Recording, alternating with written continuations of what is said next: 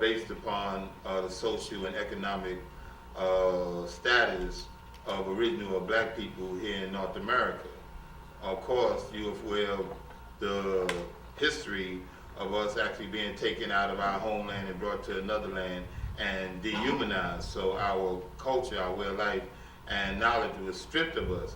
So we were speaking in a tongue that was not our own.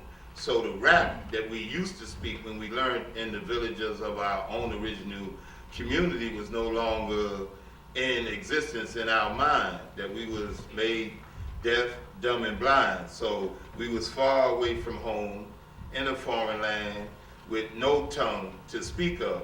But to speak is to breathe the breath of life into one and energize.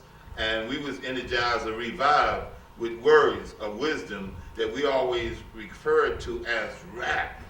Now, if you recall in the 60s, we had a brother that was dynamic that was named H. Rat Brown. Brown.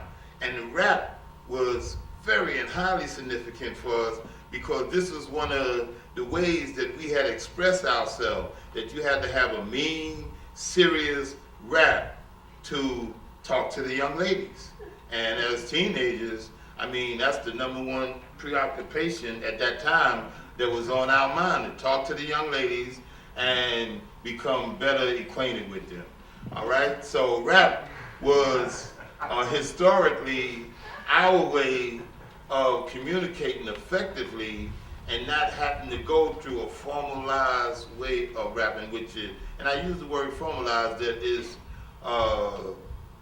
binding, is restricted. It has certain rules that wouldn't let you flow freely, you know, and when you don't get the opportunity or the chance to flow freely, you're inhibited from really expressing yourself to the fullest, and all people want to live the fullest potential of their very existence. So rap empowered us, as our brother H. Rat Brown back in the 60s was a serious rapper.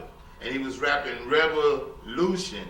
And the revolution at the time in the 60s, when we was really socially involved, everybody was talking about freedoms of every walk of life, freedom of everything, as opposed to being inhibited. So rap came to us in words, and we used to rap through toasts, like it was a cold, misty night in New Orleans. I remember when I first met Two Gun Green. It was in the bar, I'll never forget, and so forth and so forth. But as we evolved with rap, it became more ingenious, and now music, the electrical vibes or chords, was infused with our rap that we had for ages.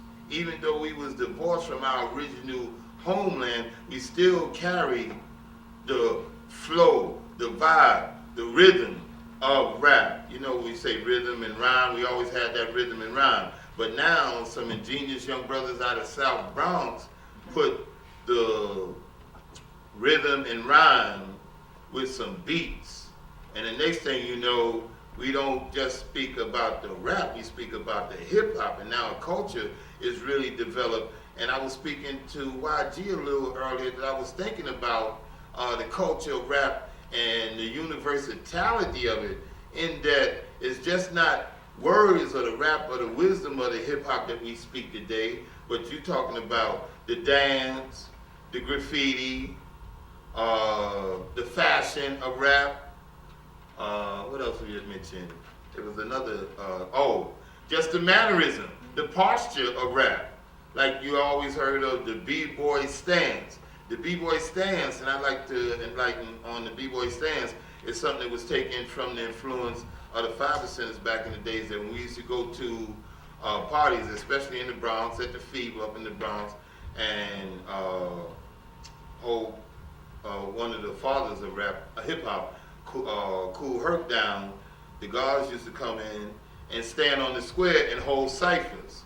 The emergence of words that is influencing rap was the cipher. The guards holding the cipher. The guards standing on the square, but the square later became the B stands. Do the knowledge. Signs up. drop the bomb. These are some of the influencing words of wisdom, as we say, from the knowledge of our equality and born in our perspective as, the gods of the universe. And that's not to slight anyone or separate anyone, but we go to the epitome of the highest of being number one. That's the knowledge, the foundation that was established through the wisdom, meaning the words of rap, and again, the influence of hip hop. The Bronx, as is the homeland of hip hop. Rap, universal language, and always been in our community.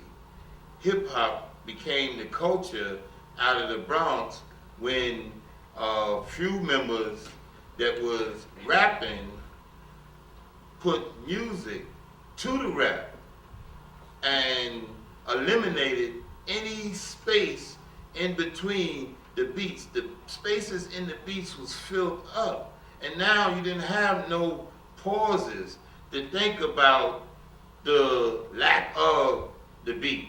Everything was synchronized to the beat, and now you got a constant rhythmic beat, and this rhythmic beat is based upon the vibes of the universe. That's why, to me, rap has become a universal language, not only the music, but a language that the hip-hop culture communicates with all cultures all over the planet Earth. I can't think of one music genre that we could say that has proliferated all over the planet Earth as hip-hop has. We could talk about the spirituals of, the slave existence. They were centrally confined and concentrated to America. We could speak about the jazz that came out of that experience. Again, it was centrally confined to America, and then later years to Europe. We could speak about the blues, which again was centrally confined to America, and then other, noted countries, but not the world.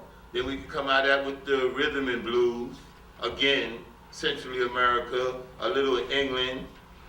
Then we can go to the rock, right, that came on the scene and not only penetrated America, but the world and other European countries.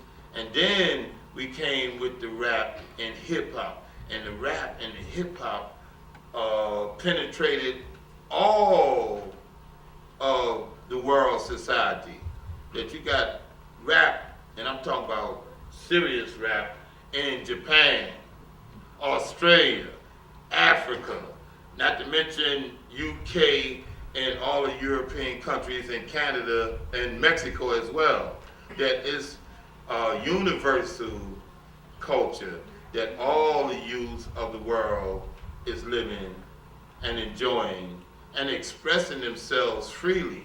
Because the one thing that I love about hip hop is that no matter what geographical location you in, when you embrace the culture of hip hop, you are expressing what's happening in your environment in a rhythmic way with a serious beat that you could dance to, but not only could you dance to, but you could dress to in a specific way to express your culture in hip hop. You could posture to a specific way in the culture of hip hop. And of course, we have our own thing in hip hop that we communicate no matter what side of the water we on, that is universal, and the use of the day is bringing all this together. The one thing that is not happening is that although you see a lot of commercialism in hip hop, it took away from the rap since we had the gangster rap, from the conscious rap to the gangster rap. Gangster rap started doing things that was influencing, others to do things that was not conducive towards enlightenment, conscious entertainment, sociality, I mean,